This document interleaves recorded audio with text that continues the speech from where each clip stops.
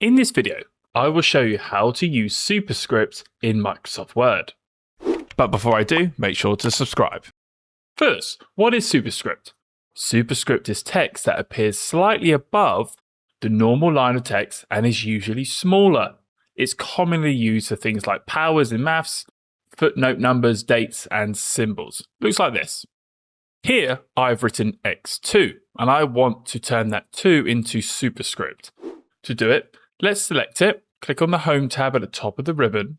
Then we're going to go to the Fonts group, and we're going to look for the small x with the 2 above it. That's Superscript. Select this once. And now the 2 has positioned itself above the normal line and is smaller. If you're like me and like shortcuts and quicker ways of doing things, we can do this. Select the 2 again, press Ctrl, Shift, and press the plus sign on your keyboard. And that 2 is now Superscript, and you can see it's even selected up here. If this video helped you, click like, subscribe, and hit the notification bell.